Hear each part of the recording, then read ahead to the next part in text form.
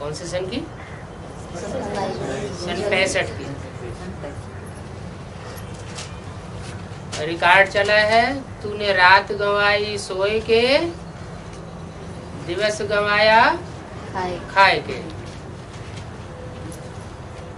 ना वेद में इसका अर्थ क्या हुआ है? रात गंवाई सोए के, दिवस गंवाया खाए के। कैसे?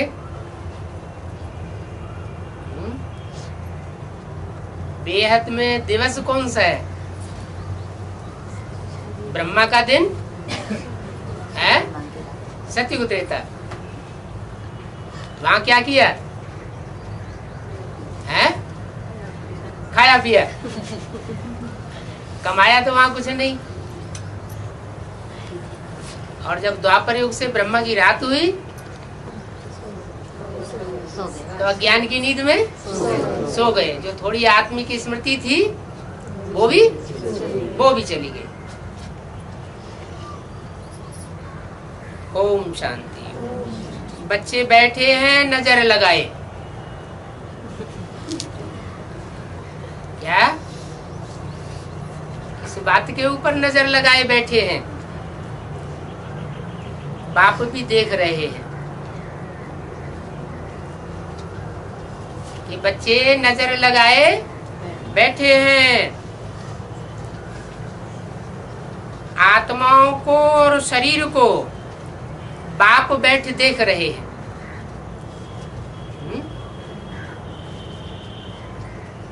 84 जन्मों में से पार्ट बजाते बजाते जो आत्माएं अंतिम चोले में आई है, उस चोले को भी देख रहे हैं और उस चोलों में पार्ट बजाने वाली आत्माओं को भी देख रहे हैं। क्योंकि सुनना तो बहुत हुआ है। 63 जन्म भक्ति मार्ग में भी सुनना हुआ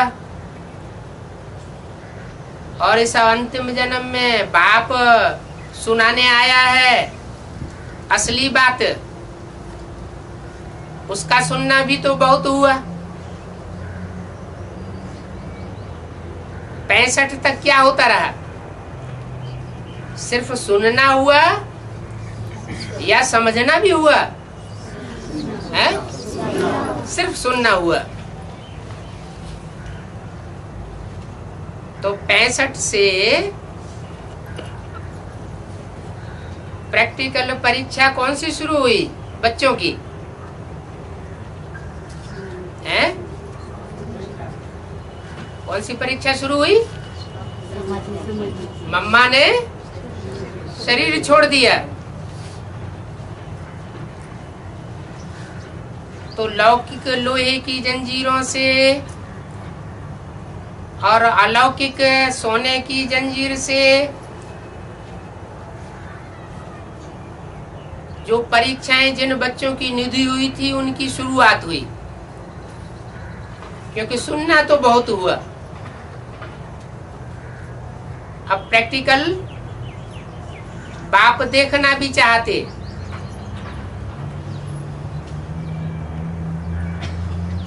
बहुत ही ज्ञान आदि तो ढेर के ढेर सुने हैं। नंबर 1 भक्त तुम हो। नंबर 1 भक्त तुम मन है। सम्मुख बैठे हुए बाबा के सम्मुख जो बच्चे सन्मुख बैठे हुए थे वो नंबर 1 भक्त।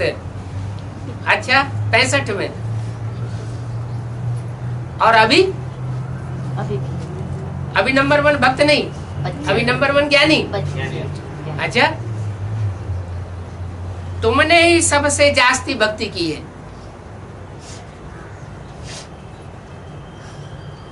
क्योंकि बाबा तो बच्चों को इमर्ज करके बोलते थे, तो कहा तुमने ही सबसे जास्ती भक्ति की है। और जिन्होंने सबसे जास्ती भक्ति की होगी तो भक्ति पहले पूरी भी किसकी होगी? जिन्होंने जास्ती भक्ति की होगी उन्हीं की भक्ति पहले पूरी होती है, और भक्ति पूरी होती है तो क्या होता है? भगवान मिलता है, भगवान से ज्ञान मिलता है। तुमने भक्ति जास्ती की है, वेद ग्रंथ गीता गायत्री जप तप आदि सब किए हैं, बहुत सुने हैं। बाप समझाते हैं कब से लेकर ये सुने हैं,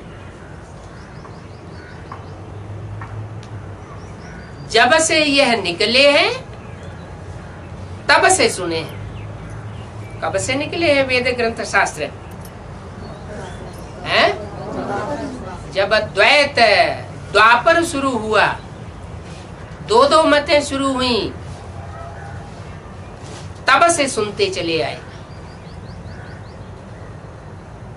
फिर अद्वैत कब था? सतयुग त्रेता में अद्वैत था। कैसे? आत्मिक स्थिति थी, दूसरी कोई स्थिति थी नहीं, तो दूसरों में मन कहाँ लगाएंगे? तो सतयुग त्रेता में अद्वैत था, द्वापर से जब द्वैत शुरू हुआ तब ये शास्त्र निकले, अनेक मतें निकली। बाकी बाप से नजर मिलाना है सो तो अभी हुआ है।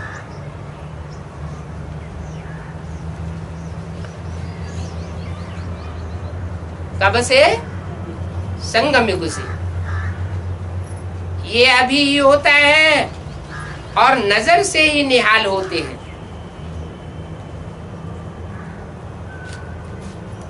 किसकी नजर से निहाल होते हैं? गुरुओं की नजर से निहाल हुए होते। तो द्वापर युग से अनेक देहधारी धर्म गुरु आए, उनकी नजर से आत्माएं निहाल हो गई होती,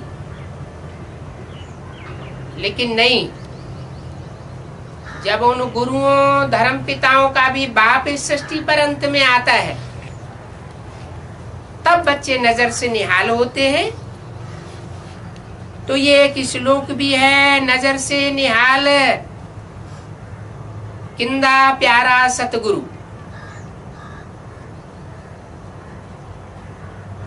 तो ये गुरु भी है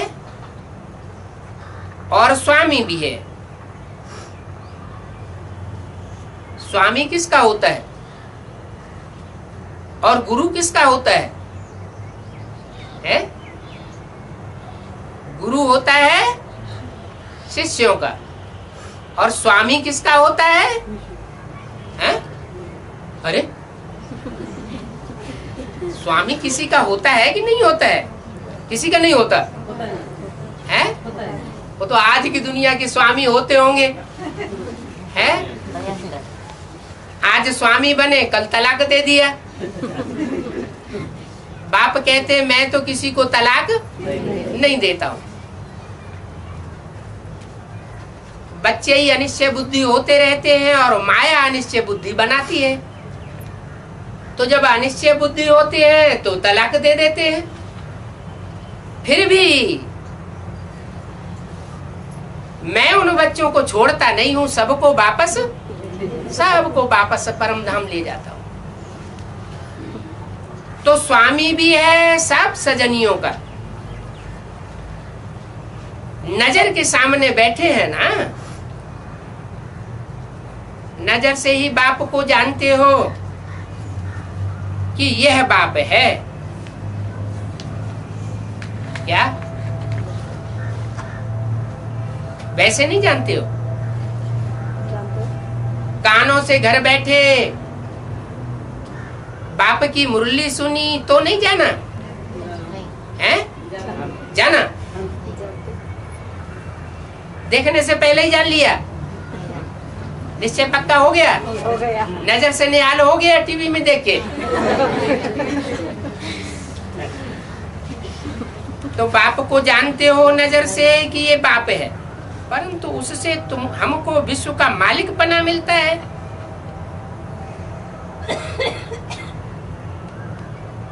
यह बात कोई कोई को याद रहती है। बाप को देखने से ही दिल खुश हो जाती है, क्योंकि बाप में ही सब कुछ समाया हुआ है। कैसे? बाप में विश्व की बादशाही कैसे समाई हुई है? अगर विश्व की बादशाही समाई हुई है तो सब कुछ समाया हुआ है। तो बाप में विश्व की बादशाही कैसे समाई हुई है? क्योंकि जब निश्चय हो जाता है कि सुप्रीम सोल बाप मुकर्रर रूप से इस तन में आया हुआ है, ये निश्चय बुद्धि हो जाते हैं, तो जान जाते हैं कि यही विश्व पिता की सोल है। जो विश्व पिता 84 जन्मों में हमारा साथ रहने वाला है, और जिनको ये अनुभूति होती है उनको ऐसे लगता है जैसे विश्व की बादशाही हमारी होगी। क्योंकि जो बाप होता है और बाप का जो बच्चा होता है, तो बच्चा अंदर से ये समझता है, अगर औरस संतान है तो कि जो बाप का वर्षा है वो मेरा वर्षा है, जो बाप की प्रॉपर्टी है वो मेरी प्रॉपर्टी है। तो बाप में सब कुछ समाया हुआ है। बाप को जान पहचान लिया ना,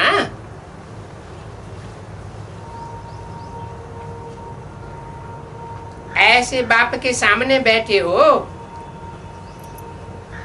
ये बात तो जरूर है।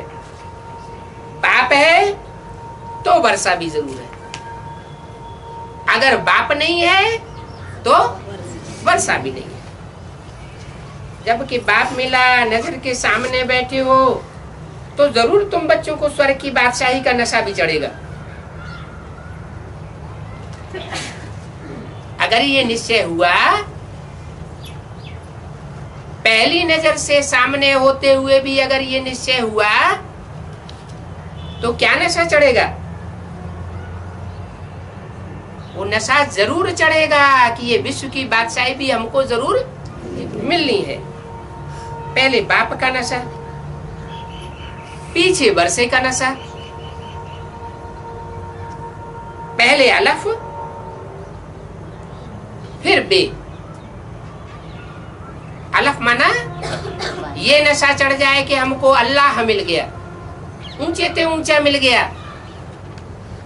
फिर बे बादशाही, तुम समझते हो हम बाप के पास बैठे हैं। दुनिया वाले इस बात को नहीं समझते।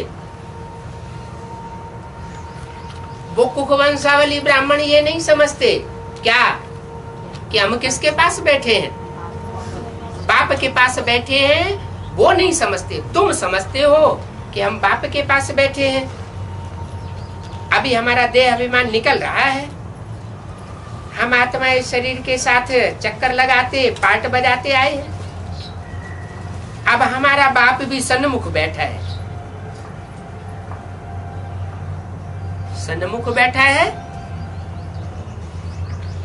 ये बच्चों के लिए अनुभूति होती है।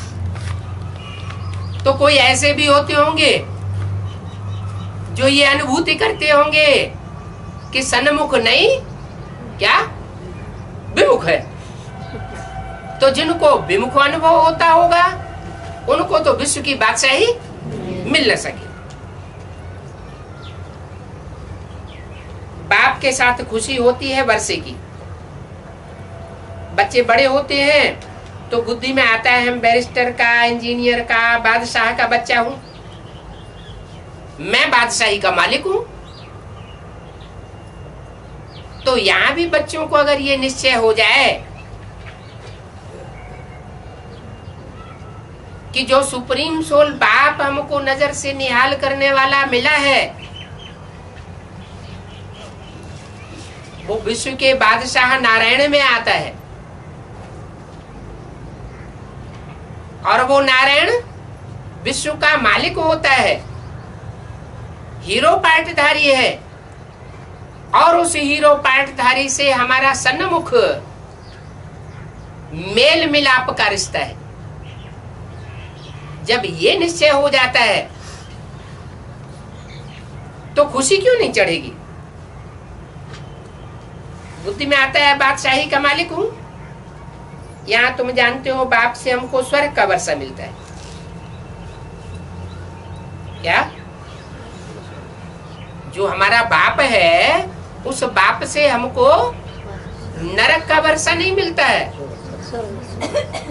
क्या? माउंट आबू की महलमाड़ियों अटारियों का वर्षा नहीं मिलता है। उसको स्वर्ग कहेंगे या नरक के अंदर ही कहेंगे? वो तो फिर भी नरक के अंदर है। असली वर्षा क्या है? जो बाप से हमको वर्षा मिलता है। आत्मा हमारी ऐसी स्टेज में पहुंच जाती है कि शरीर में रहते हुए भी सुख दुख से परे की स्टेज का अनुभव करती है। उसको कहते हैं स्वर्ग। क्या नाम दिया? स्वर्ग। कहाँ गया? आत्म की स्थिति में चला गया। स्व माना क्या? स्व माना आत्म की स्थिति। तो बाप आकर के जो नजर से निहाल करते हैं तो उससे बाप के संग का रंग बच्चों को दृष्टि के द्वारा लगता जरूर है। क्योंकि जो चीज आंखों से देखी जाती है वो याद भी जरूर आती है। आत्मिक स्थिति, रूहानी स्थिति, उसके वाइब्रेशन नजर के रूहानियत की होती है। रूह से रूह को राहत मिलती है। जहां आत्मा विमुख होती है तो दृष्टि मिलाने में थोड़ी झिझक होती है, और जहां आत्मा अपने को आत्मा के सन्मुख समझती है, विमुख नहीं समझती है, तो रूह को राहत होती है। तो बच्चों के लिए स्वर्ग की स्थापना होनी है। क्या? अभी स्थापना हुई नहीं है। ये क्या बात हो गई? मम्मा ने तो शरीर छोड़ दिया था उस समय, और बाबा तो कहते हैं मैं माताओं के द्वारा स्वर्ग के गेट खुलवाऊंगा। और सब माताओं की हेड कौन थी? जगदम्बा सरस्वती। उसने शरीर छोड़ दिया। अब बोल रहे हैं 2-3 महीने के बाद, क्या बोला? स्वर्ग की स्थापना होनी है। फिर कैसे होगी? बाबा झूठ बोला क्या? नहीं। इससे ही साबित होता है कि भले मम्मा ने शरीर छोड़ दिया, लेकिन वो मम्मा जरूर आगे चल के ऐसा पार्ट बजाएगी किसी स्त्री चोले में, जिसके द्वारा वो स्वर्ग का गेट खोलने के निमित्त बनेगी। स्वर्ग की स्थापना होनी है। बाप को देखने से बच्चों को स्थायी खुशी होनी चाहिए। होगी तब। कब? कब स्वर्ग की स्थापना होनी है? जब बच्चों को स्थायी खुशी शुरू हो। अभी क्या है? हैं? अभी खुशी चढ़ती है। अभी माया खुशी का नशा उड़ाई देती है। तो स्वर्ग की स्थापना हो नहीं सकती। जब बच्चों की एक रस अवस्था बने तब स्वर्ग की स्थापना हो। इसको ही रूरियान कहा जाता है। किसको? जब बच्चों को बाप को देखने से स्थायी खुशी चढ़ने लगे, देखने मात्र से ही खुशी का पारा चढ़ने लगे, तो अवस्था उस समय कैसी होगी? खुशी की तो होगी। एक रस अवस्था बन जाएगी। उसको कहा जाता है रूह की रूह से रेहान। रूहानियत में स्थित होकर के हम बच्चे बाप से मिल रहे हैं और दृष्टि से ही एक दूसरे की बात का लेन देन कर रहे हैं। जो सुप्रीम सोल बाप है, सबका बाप है, वो बैठ आत्माओं से बात करते हैं। क्या बैठ क्यों लगाया शब्द? माने किसी तन में वो सुप्रीम सोल ज्योति बिंदु बैठ करके बात भी करता है। आत्मा इस शरीर से सुनती है। सुप्रीम सोल बाप किसी तन में बैठ करके बात करता है। ये एक ही बार ऐसा होता है और किसी जन्म में ऐसा नहीं होता कि बाप को याद करते करते जब वो आते हैं और नजर मिलाते हैं तो 21 जन्म के लिए वर्षा दे देते हैं। ये तो तुम बच्चों की बुद्धि में याद जरूर रहना चाहिए। क्या कि बाप से बच्चों की जब खुशी में नजर मिलती है तो बच्चों को क्या मिलता है? 21 जन्मों का वर्षा मिलता है, खुशी का, अपार खुशी का वर्षा। 21 जन्म तक कभी खुशी हमारी समाप्त नहीं होगी। बच्चे जो हैं वो सुन करके फिर भूल जाते हैं। ये तो भूलना नहीं चाहिए। इसका मतलब बच्चे हैं और सुनकर भूल जाते हैं। बच्चे तो वारिसदार होते हैं, मालिक होते हैं। बाप की नजर मिलते ही बच्चों को बुद्धि में आता है कि बाप का वर्षा हमारा वर्षा है। बाप डॉक्टर है तो बच्चे में भी कुछ न कुछ डॉक्टरी के संस्कार आ ही जाते हैं। बाप बिजनेसमैन है बड़ा तो बच्चे में भी कुछ न कुछ संस्कार आ ही जाते हैं। बाप मल्टी मिलियनर है तो बच्चे में भी वो संस्कार आ ही जाते हैं। तो बाप अगर विश्व का मालिक है और ये बुद्धि में निश्चय हो जाए तो बच्चे के अंदर वो खुशी के संस्कार आने चाहिए ना। लेकिन बच्चे क्यों भूल जाते हैं? कारण क्या है? माया बुलाई देती। निश्चय बुद्धि नहीं है। किस बात पे निश्चय बुद्धि नहीं है? पहली बात कौन सी है जिसमें निश्चय बुद्धि नहीं है? जो फाउंडेशन ही उखाड़ देती है? हाँ, स्वर्ग में जाना है तो स्व के ऊपर पहले निश्चय चाहिए कि मैं ज्योति बिंदु आत्मा हूं। घड़ी घड़ी भूल जाते हैं। और जब आत्मा ज्योति बिंदु स्व की नहीं याद रही तो बाप तो याद नहीं आएगा, क्योंकि बाप तो निराकारी, निर्विकारी, निरहंकारी है। पहली शर्त है आत्मिक स्थिति की, तो भूलना नहीं चाहिए। आते भी हैं बाबा की नजर के सामने होने के लिए। घर छोड़ छाड़ के किस लिए आते हैं? बाबा की नजर के सामने होने के लिए आते हैं कि विमुख होने के लिए आते हैं? जब घर से चलते हैं तो क्या लक्ष्य लेकर के चलते हैं? कि बाप की नजर के सन्मुख पहुंचे। सन्मुख होने से ही समझते हैं। अगर सन्मुख होते हैं तो समझते हैं हम बाप के साथ बैठे। बाप को देखने से ही खुशी का पारा चढ़ता है। बाबा बैठ सृष्टि चक्र का राज समझाते हैं, भिन्न भिन्न प्रकार से समझाते हैं कि बाप से उन्हों का पूरा लाभ होना चाहिए। किन्हों का है? जो आत्मिक स्थिति में बैठने वाले बच्चे हैं, जिन्होंने आत्मिक स्थिति का पक्का अभ्यास कर लिया है, उनकी बुद्धि में जरूर बैठना चाहिए कि बाप से हमारा पूरा लव है। आत्मा अपनी दिल पूरी कर दे, क्योंकि बिछुड़े हुए बच्चे हैं। कितने समय के बिछुड़े हुए हैं? 5000 साल पहले के बिछुड़े हुए हैं। अच्छा, यज्ञ के आदि के बिछुड़े हुए हैं 5000 साल के बिछुड़े हुए हैं तो बेसिक नॉलेज वाले हुए।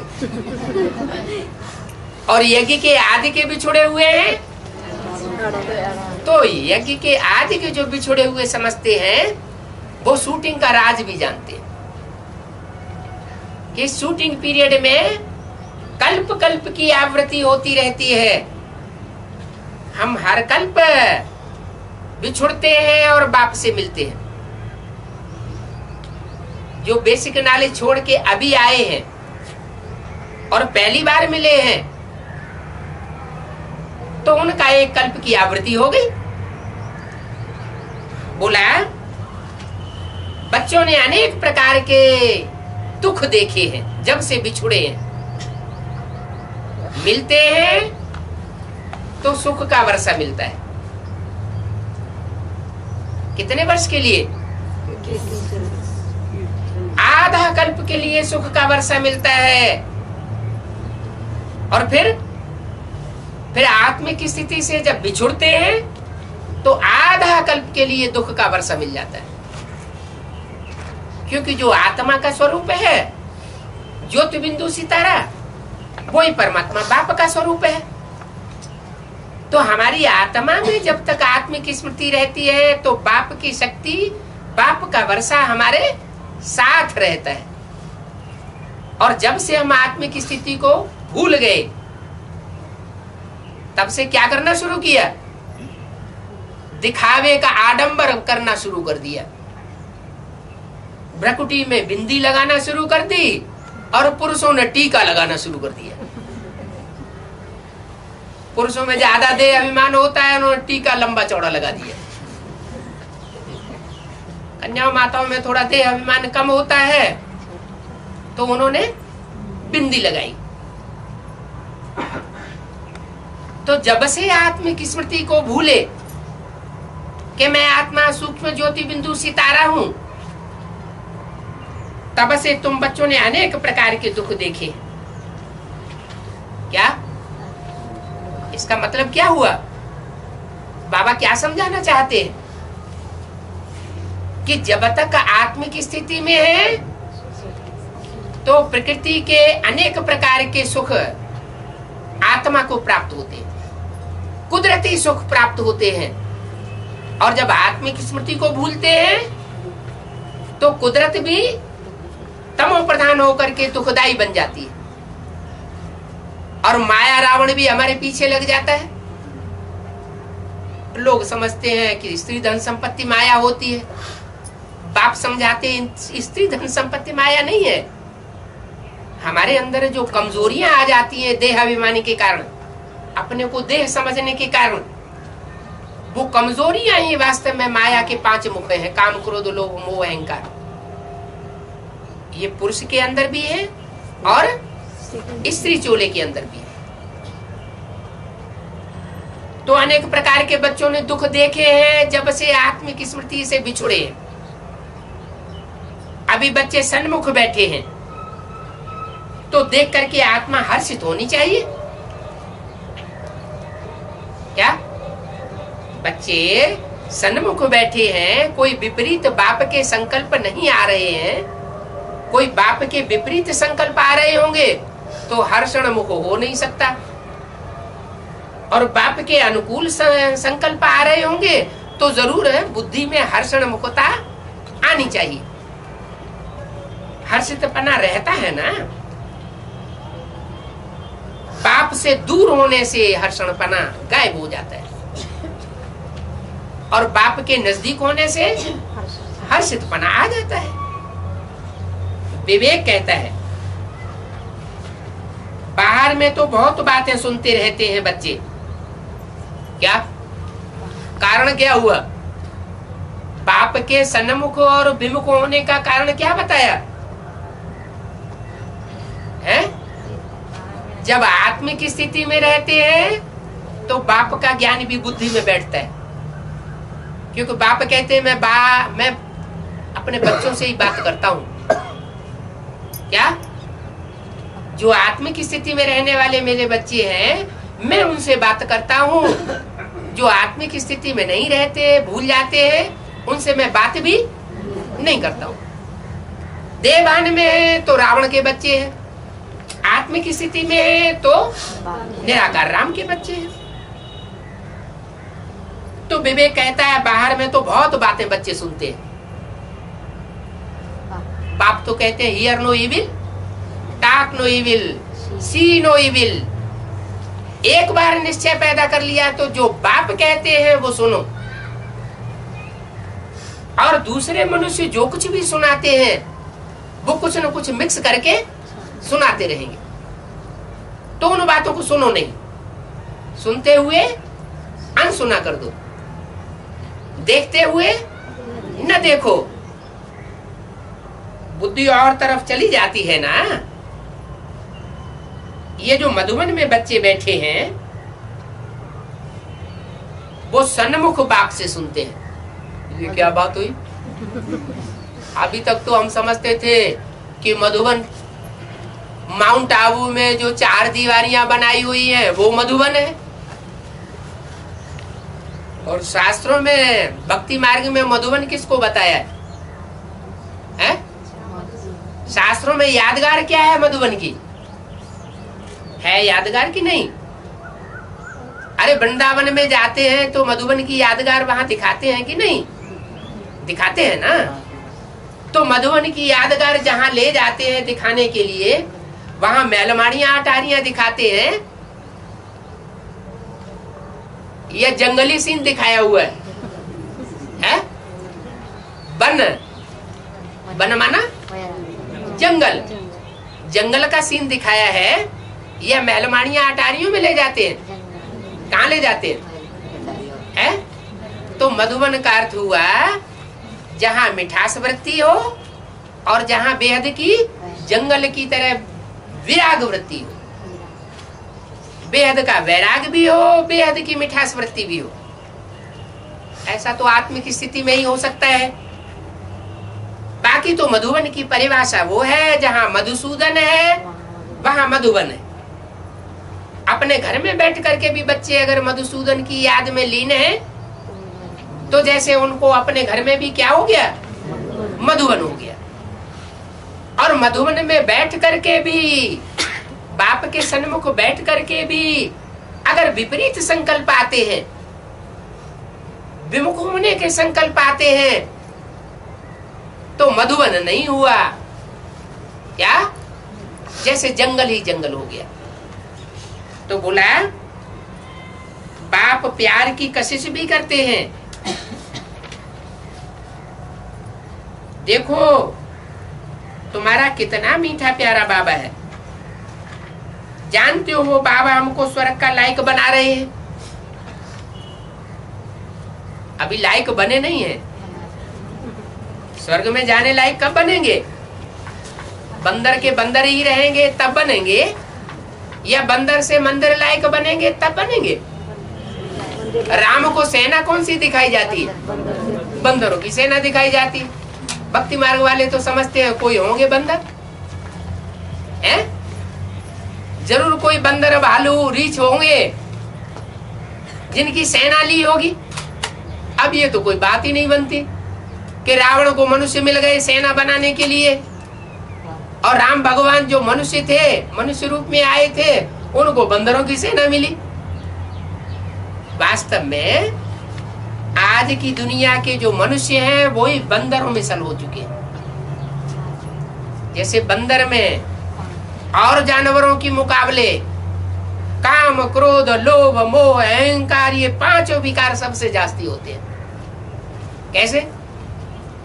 काम विकार इतना जास्ती होता है कि वो मकान की टुंगस पर बैठ जाता है बंदरिया को लेके। पेड़ की टुंगस पर बैठ जाएगा, उसे लोकलाज की कोई परवाह नहीं रहती। इतना काम विकार बढ़ जाता है। जब दुनिया में विनाश बरपा होगा तो मुरली में बोला है बंदर चारों तरफ, इस दुनिया में चारों तरफ बंदर ही बंदर, बंदरिया ही बंदरिया देखने को मिलेंगे। अभी नहीं दिखाई पड़ रहे हैं उतने, दिखाई भी पड़ते हैं। मोटरसाइकिल में घूमते हुए जब देखो तो देखो चने भी चबाते हैं। हाँ, तो बंदर को तो कोई लोक लाज होती नहीं है। तो बाप प्यार की कशिश करते हैं। देखो तुम्हारा कितना मीठा बाबा है। जानते हो बाबा हमको स्वर्ग के लायक बना रहे हैं। अभी हम स्वर्ग के लायक बने नहीं हैं। क्या? अभी हम स्वर्ग के लायक बने नहीं हैं। क्यों? हमने बाबा का ज्ञान लिया, ज्ञान की धारणा भी कर रहे हैं, रोज बाबा का क्लास करते हैं, दूसरों को ज्ञान सुनाते हैं। कितने साल हो गए ऐसा करते करते? हैं? कितने साल हो गए? हैं? ये ज्ञान सुनाते सुनाते बाबा को कितना साल गुजर गया? 68 साल गुजर गया। तो 68 साल में कोई कोई तो लायक बने होंगे, हैं? कोई भी लायक नहीं बने होंगे, हैं? नहीं बने होंगे। बने? अरे आधे कहते हैं बने हैं, आधे कहते हैं नहीं बने हैं। ये क्या बात हुई? अच्छा, जो ये जो कहते हैं कोई लायक अभी नहीं बने तो हाथ उठाओ। इसमें भी कोई नहीं हाथ उठा रहे। अच्छा, 2-3। अच्छा, जो कहते हैं लायक बने हैं वो हाथ उठाओ। है? आधे हाथ उठा रहे, आधे अभी भी नहीं उठा रहे। अच्छा, ये क्या बात हुई? अच्छा, जो कहते हैं लायक बने हैं तो कैसे कहते हो लायक बने? बताओ। त्रिमूर्ति तो बन गए हैं? त्रिमूर्ति तो ये हो लक्ष्मी नारायण हो गए। त्रिमूर्ति में तीनों मूर्तियां लायक बन गई लक्ष्मी नारायण हैं? अच्छा, चलो लक्ष्मी नारायण त्रिमूर्ति में वो तो मान लिए हैं कि विष्णु जी महाराज जो हैं उसमें स्त्री पुरुष दोनों का रूप समाया हुआ है। एक ब्रह्मा है संपन्न स्टेज वाला, प्रजापिता ब्रह्मा, और एक ब्रह्मा है जो विष्णु बन जाता है। बाकी तीसरी मूर्ति किधर है? नाम रूप बताओ। हैं? क्यों? तो बिना सोचे समझे थोड़े बोल देना चाहिए। हैं? तो 3 मूर्ति को डिक्लेयर जरूर किया है। क्या? वो भी ज्ञानी आत्मा बच्चों के सामने डिक्लेयर किया है कि 3 सीट फिक्स हो गई है। क्या? 3 आत्माओं की त्रिमूर्ति के रूप में पार्ट बजाने वाली 3 सीट फिक्स जरूर हो गई है, लेकिन तीसरी मूर्ति अभी मैदान में सामने नहीं आई है। अच्छा, 2 मूर्ति के चेहरे सामने आ रहे हैं, आ रहे हैं, हैं? जो 2 मूर्तियां हैं उनके चेहरे सामने आते हैं कि वो भी खिसक जाते हैं, हैं? नहीं है? एक मूर्ति का चेहरा सामने आता है, हैं? अच्छा, लक्ष्मी नारायण का जन्म कब हुआ? 76 में जन्म हुआ। तो ये क्या हुआ? ये तो 76 हो गया है? एक ही मूर्ति याद रह गई है? और एक ही मूर्ति की दुनिया में ग्लानि भी सबसे जास्ती उड़ रही है? एक मूर्ति जिसके बारे में तुम बोल रहे हो उसकी ग्लानि भी सबसे जास्ती दुनिया में उड़ रही है, अखबारों में भी उड़ रही, टीवी में भी उड़ रही, और ब्रह्मा कुमारियां भी सबसे जास्ती ग्लानि उड़ाई रही। तुम्हारी एडवांस पार्टी में भी बहुत से ऐसे हैं जिनको अभी अभी निश्चय होता है, अभी अभी अनिश्चय पैदा हो जाता है। अभी अभी समझते हैं हमारा बाप आया हुआ है, अभी अभी समझते हैं पता नहीं बाप है जाने कौन है।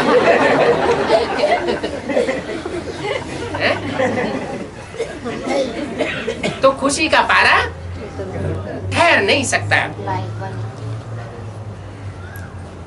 बाप प्यार की कशिश तो जरूर देते हैं और प्यार की कशिश से लायक भी बनाए रहे हैं। बच्चे थे भी स्वर्ग के मालिक, अभी ड्रामा अनुसार वो स्वर्ग का वर्षा गंवाई दिया है। कैसे गंवाई दिया है? स्व की स्थिति में नहीं जा पाते हैं तो वर्षा गंवाई दिया। अगर परमानेंट स्व की स्थिति में स्थित हो जाए तो वो वर्षा अभी भी अनुभव कर सकते हैं। राज्य गंवाना और पाना ये तुम बच्चों के लिए बड़ी बात नहीं है, हैं? 68 साल हो गए और ये बड़ी बात नहीं है, हैं? दीदी दादियां दादा हैं 68 साल से नाक रगड़ रहे हैं स्वर्ग का वर्षा पाने के लिए। वो कठिन नहीं है, बहुत सहज है। बाबा तो कह रहे बहुत सहज है? ये कोई बड़ी बात नहीं है क्या? स्वर्ग का वर्षा पाना और स्वर्ग का वर्षा गंवाना, चलो गंवाना तो बड़ी बात नहीं है, अभी अभी निश्चय हो जाए, अभी अभी उखड़ जाए। लेकिन स्वर्ग का वर्षा पाना ये बड़ी बात क्यों नहीं है? ये बड़ी बात नहीं है। अरे 63 जन्म से भक्ति मार्ग में धक्के खाते चले आए। इस संगम युग में भी कोई कोई ने 2-2, 3-3 जन्म लिए हैं, धक्के खाते चले आए और अभी भी स्थिति ऐसी है, अभी अभी निश्चय, अभी अभी अनिश्चय। तो स्वर्ग का वर्षा पाना बड़ी बात नहीं है, है? अगर अभी अभी भी निश्चय पक्का कर लें कि हम अचल अडोल अखंड रहने वाले हैं, हिलेंगे नहीं, तो अभी भी वर्षा पाना बड़ी बात नहीं है।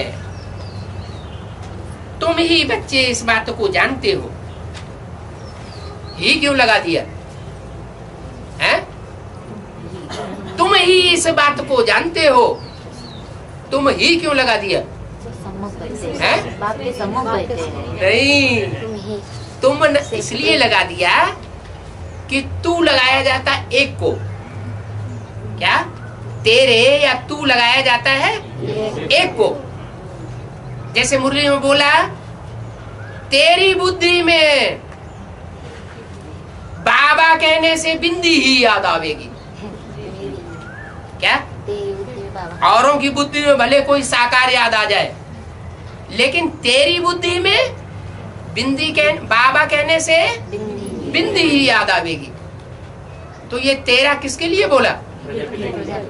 प्रजापिता के लिए बोला, लक्ष्मी के लिए भी नहीं बोला। क्या? प्रजा माता के लिए भी नहीं बोला। किसके लिए बोला? प्रजापिता के लिए। तो यहाँ तेरा शब्द नहीं यूज किया, क्या यूज किया? तुम कम से कम कितने लोगों के लिए बोला जाता है? 2 लोगों के लिए। तो वो 2 आत्माएं कौन है जिनकी खुशी का पारा कभी नष्ट नहीं होता, जिनके लिए ये वाक्य बोल रहे हैं? जरूर है, जरूर है। कौन है? जिनके लिए बोला है कि लक्ष्मी नारायण का जन्म हुआ। कब? है? जो आत्मिक स्थिति में आ गए, उनके लिए जैसे सन 76 से ही मनसा के अंदर, शरीर के अंदर नहीं, मनसा के अंदर संकल्पों के वाइब्रेशन के आधार पर जैसे स्वर्ग की दुनिया आ गई, उनकी अवस्था नीचे ऊपर होने वाली नहीं है। तो तुम ही इस बात को जानते हो क्या कि स्वर्ग का वर्षा पाना और गंवाना कोई बड़ी बात नहीं है। दुनिया में कितने 500 करोड़ मनुष्य हैं, कोटों में कोई ऐसे हैं जो मुझे पहचानते हैं। 500 करोड़ में से कोई ऐसे हैं जो मुझे पहचानते हैं। मान सुनने वाले तो बहुत हैं, मेरे से सुनने वाले बहुत हैं, समझने वाले भी बहुत हैं, लेकिन उन सुनने वालों और समझने वालों में से भी कोई कोई ऐसे हैं जो मुझे ठीक रीति पहचानते हैं। मैं जो हूं और जैसा हूं, क्या मैं जो भी हूं और जैसा भी हूं, मेरे द्वारा क्या मिलता है ये समझते हुए भी वंडर है कि माया भुला देती है। जानते भी है भगवान के द्वारा क्या चीज प्राप्त होती है, स्वर्ग का वर्षा प्राप्त होता है, ये भी जानते हैं, फिर भी वंडर है कि माया भुलाई देती। शिव बाबा में पूरा लव होना चाहिए।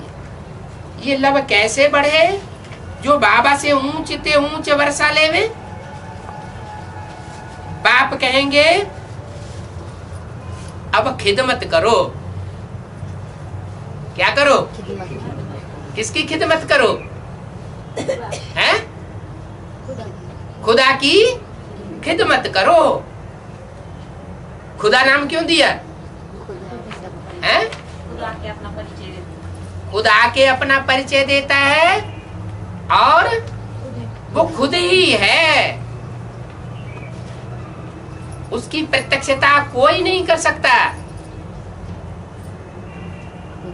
जब बाप स्वयं ही बाप के रूप में प्रत्यक्ष होता है तो स्वयं ही बच्चों के सामने प्रत्यक्ष होता है। बच्चों को बाप का परिचय बाप के सिवाय कोई दे नहीं सकता। जो भक्ति मार्ग में भी मानते चले आए हैं, जे ही जाना होते ही ते जन आई। जिस पर तुम्हारी रहमत हो जाती है वो ही तुमको जान पाता है। तो बाप कहेंगे कि बच्चे बाप की खिदमत करो। खिदमत क्या करें? टांगे दबाएं क्या? टांगे दबाने की बात नहीं है। जो बाप आकर के विश्व का मालिक बनाता है वो सुप्रीम सोल बाप को अपनी टांगे नहीं है। वो कौन सी खिदमत चाहता है? खुदा कौन सी खिदमत चाहेगा? है? खुदाई खिदमतगार बनाना चाहता है। खुदाई खिदमतगार का मतलब क्या हुआ? बच्चे क्या करें? पहले खुद आत्मिक स्थिति में टिके और जो भी आत्मिक स्थिति में टिकने वाले ब्राह्मण परिवार के बच्चे हैं उनकी आपस में मदद करें। यह है खुदाई खिदमत। पहले घर का सुधार या पर का सुधार? पहले घर का सुधार। तो जिन बच्चों की बुद्धि में ये बात बैठ गई है कि हम परमात्मा बाप सुप्रीम सोल ज्योति बिंदु के बच्चे, ज्योति बिंदु आत्मा हैं, उन बच्चों को सहयोग देना, उन बच्चों की मदद करना, उन बच्चों के साथ रहना, ये हमारा पहला कर्तव्य है।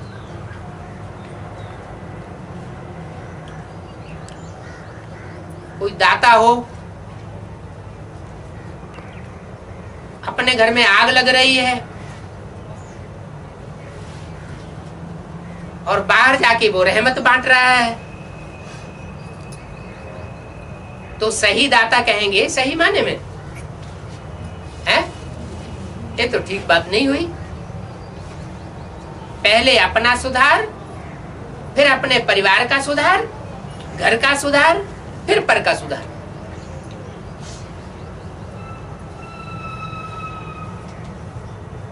तो बाप कहेंगे कि अब खिदमत करो। बाप बच्चों की खिदमत करते हैं ना। क्या कहा?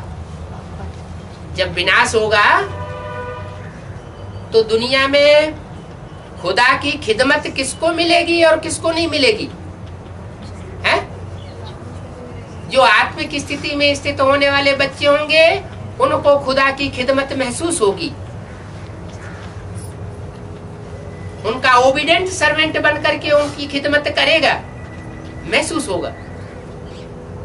और जो आत्मिक स्थिति की जिन्होंने प्रैक्टिस नहीं की होगी, एक कान से सुन करके दूसरे कान से बात को निकालते रहे होंगे, उनको खुदा की खिदमत रहमत प्राप्त नहीं होगी। बच्चे जानते हैं बाबा दूर देश से आया हुआ है। निश्चय बुद्धि बच्चों को कब थोड़ी भी दुख की लहर नहीं आनी चाहिए। अगर निश्चय बुद्धि है तो।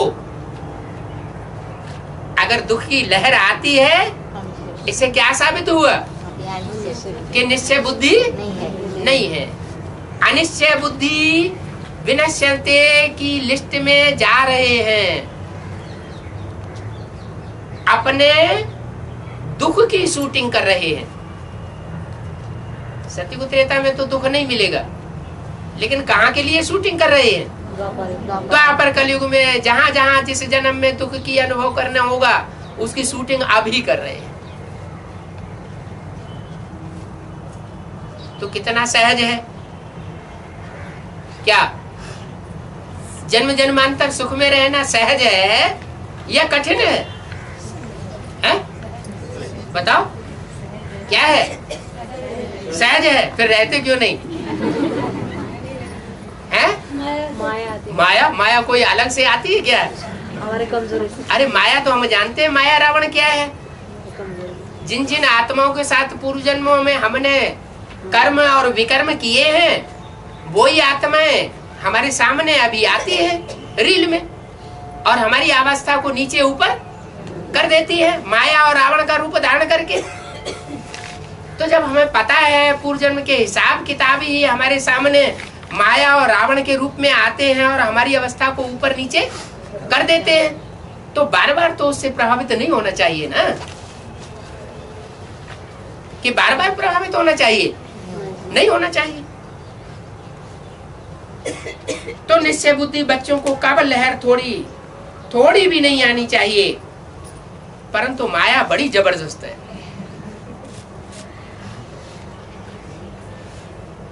माया नाम क्यों रखा है? संस्कृत में माँ शब्द को कहते हैं नहीं, मत। माँ माने मत माने नहीं, और आया माने आया। माया का मतलब क्या हुआ? ना आया होता तो ज्यादा अच्छा था। ये बार बार माया रूपी रावण हमारे सामने आ जाता है, ये बहुत बुरा होता है। तो मत आने दो ना, है? लेकिन जो 63 जन्मों के हिसाब किताब है वो तो जरूर पूरे करने पड़ेंगे। कोई कितना भी चाहे कि हम 63 जन्मों के हिसाब किताब से परे हो जाएं, लेकिन जब तक वो हिसाब किताब पूरा नहीं हुआ है तब तक हम दुख दर्दों से उबर नहीं सकते।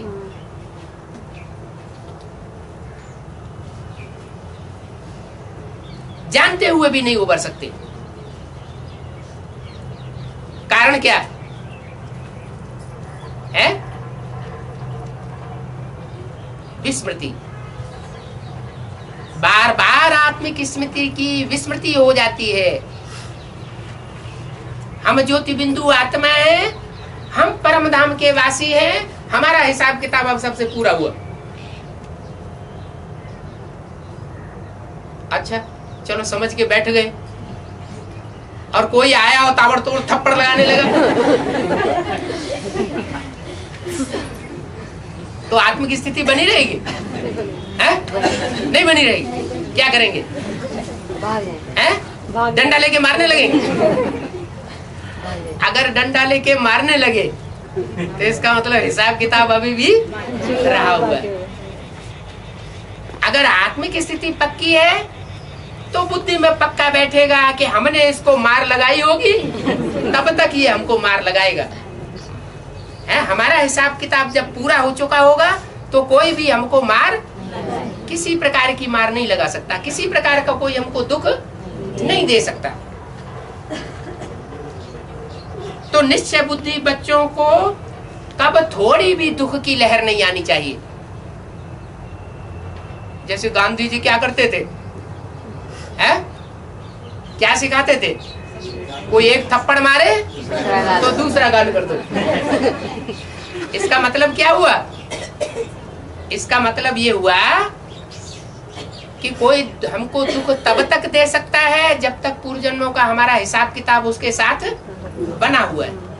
हमारा हिसाब किताब पूरा हो जाता है, कोई भी की ताकत नहीं जो हमको किसी प्रकार का दुख दे सके। माना किसी से बदला लेने की बात हमारी आत्मा के अंदर, मन बुद्धि के अंदर नहीं आनी चाहिए। जो कुछ भी हो रहा है ड्रामा में वो सब अच्छा हो रहा है। बांदेली माताएं कहेंगी ये कौन सा बाबा आया हुआ है। हमारी तो रोज ही हड्डियां टूट रही हैं।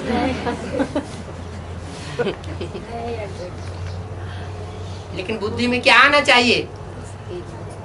बुद्धि में आना चाहिए पिछले जन्म में, बांदेली माताओं की बुद्धि में क्या आना चाहिए? पिछले जन्म में हम भी दाढ़ी मूछ वाले बने होंगे और हमने भी खूब अति की होगी। हमने इससे ज्यादा ही अति की होगी। क्यों? क्यों? क्योंकि उस समय तो ज्ञान बुद्धि में था ही नहीं। और अभी तो हमारी बुद्धि में और हमारे परिवार वालों की बुद्धि में कुछ न कुछ तो बांधेली माताएं भूं भूं करती रहती है ना, तो कुछ न कुछ तो बुद्धि में ज्ञान होता है ना। और अभी तो बाप की छत्र छाया है, पूर्व जन्म में तो बाप की छत्र छाया नहीं थी। तो तुम बच्चों की बुद्धि में कभी दुख की थोड़ी भी लहर नहीं आनी चाहिए। परंतु माया देखो कितनी जबरदस्त है? बाप सर्वशक्तिवान है तो माया भी कमाल है। आधा कल्प बाप का राज्य चलता है तो आधा कल्प माया रावण का राज्य चलता है। तो दोनों की समान टक्कर है। बाप की पढ़ाई बेकार कर देती है। इतने साल से पढ़ाई हुई पढ़ाई और अब तक भी माया चौपट करती चली आ रही। बाप तो श्रृंगार रहे हैं, बाप बार बार बच्चों को ज्ञान रत्नों से गुण रत्नों से श्रृंगार रहे हैं। और माया रावण क्या कर देता है?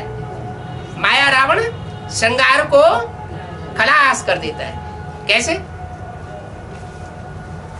है? हाँ, आत्मिक स्मृति जब बच्चों की नहीं रहती है तो माया रावण के जो 10 सिर हैं, 5 विकार पुरुष के रूप में, 5 विकार स्त्री के रूप में, उन 10 सिरों के रूप पर एक गधे का सिर दिखाया जाता है। भक्ति मार्ग में जब रावण जलाते हैं तो 10 सिरों के ऊपर एक गधे का सिर भी दिखाते हैं। माने वो गधे का सिर जो है वो 5 विकार स्त्री के और 5 विकार पुरुष के, उनके ऊपर भी बाप बन करके बैठा हुआ है। काम क्रोध लोभ मोह अहंकार स्त्री पुरुष के जो 10 विकार हैं उनका भी बाप कौन है? देह अभिमान। वो देह अभिमान रूपी गधा का जो आचरण है हम बच्चों की बुद्धि में ऐसा बैठा हुआ है जो बार बार हमारे श्रृंगार को नष्ट कर देता है। बाप कितना भी श्रृंगारते हैं, लेकिन वो श्रृंगार जैसे गधा को श्रृंगार कराया जाए और वो गली घाट में जाएगा तो क्या करेगा? फिर धूल में लौट जाएगा। तो बच्चों की भी यही हालत है। ये जो देह अभिमानी की मिट्टी है, इस देह अभिमानी की मिट्टी में बार बार लौट जाते हैं। बार बार देह अभिमान आ जाता है। बाप आकर मनुष्य को देवता बनाते हैं। माया क्या करती है? मंदिर लायक से फिर बंदर बनाए देती। बंदरों को क्रोध भी बहुत आता है। कितना क्रोध आता है? जिस बंदरिया से बंदर अभी अभी प्यार कर रहा है और उसी के सामने अगर रोटी के टुकड़े और चने भूंगरे डाल दिए जाएं और डंडे भी डाल दिए जाएं तो बंदर बंदरिया आपस में चाहे कितने भी प्यार करने वाले क्यों न हो, एक दूसरे की पिटाई जरूर करने लग पड़ेंगे। तो बंदर में क्रोध भी जबरदस्त होता है, लोभ भी इतना होता है कि जो मिट्टी की हंडी होती है उसमें चने डाल दो, उसका मोहड़ा छोटा हो, वो अंदर हाथ डाल देगा, मुट्ठी बांध लेगा उसको फोड़ेगा नहीं। वो चाहेगा कि वो मुट्ठी बांधे ही ऊपर चला जाए, एकांत में जाकर के उसको खाए। लोभ बहुत जबरदस्त होता है। मोह भी इतना होता है कि बच्चा मर जाता है तो महीने भर तक भी उस बदबू वाले बच्चे को अपनी छाती से लगा करके बंदरी रहती है। अगर बंदरी भी खुदा न खास्ता मर जाए तो बंदर उसको अपने पास अपनी छाती से लगा लेगा, छोड़ेगा नहीं। तो बंदर बंदरिया में मोह भी सबसे जास्ती होता है। और अहंकार इतना होता है कि इतना बड़ा हाथी भी अगर सामने से गुजरेगा तो उसको भी घुड़क मारेगा। इतना अहंकार होता है जबरदस्त। अब कहाँ छोटा सा बंदर और कहाँ इतना बड़ा हाथी।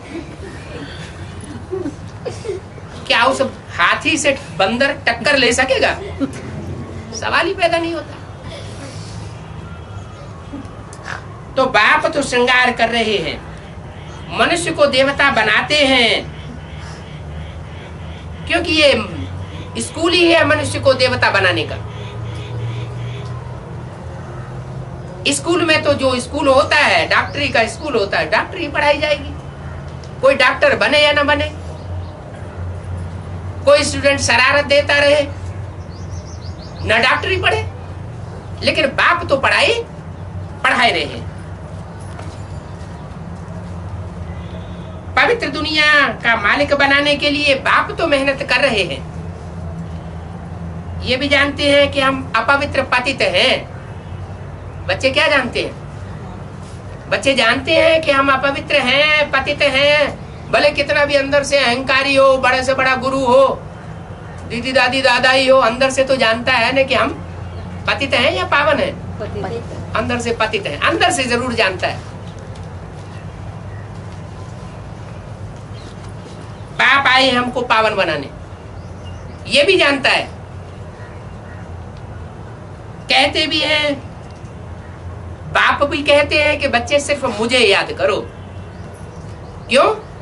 क्योंकि इस दुनिया में सब पतित हैं, एक भी पावन नहीं। जिस तन में आया हूं वो भी क्या है? वो क्या है? पतित है। लेकिन जो बच्चे हैं उनकी दृष्टि में वो प्रजापिता नहीं होता है। क्या होता है? उनकी दृष्टि में बैठा है शिव बाबा। अगर दृष्टि में पतित तन बैठा हुआ है तो उल्टी बुद्धि है। पतित तन वाली आत्मा याद आती है, उसकी एकता याद आती है तो उल्टी बुद्धि है, माया से ग्रसित हुई बुद्धि है। अगर ये बुद्धि में बैठा है, इसमें सुप्रीम सोल बाप कार्य कर रहा है, तो पावन बुद्धि है उस समय। तो पावन का संग करेंगे तो पावन बनेंगे।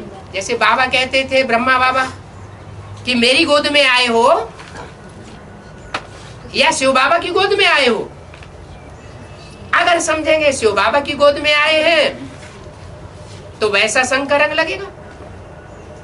अगर समझेंगे पतित ब्रह्मा बूढ़े तन की गोद में आए हैं तो पतित का संग का रंग लगेगा।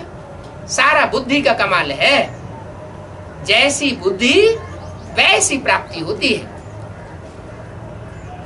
तो बाप कहते हैं, अभी अपनी मन बुद्धि रूपी आत्मा को आत्मिक स्थिति में स्थिर कर दो, और दूसरा कोई उपाय स्वर्ग में जाने का नहीं है। अच्छा, ओम शांति।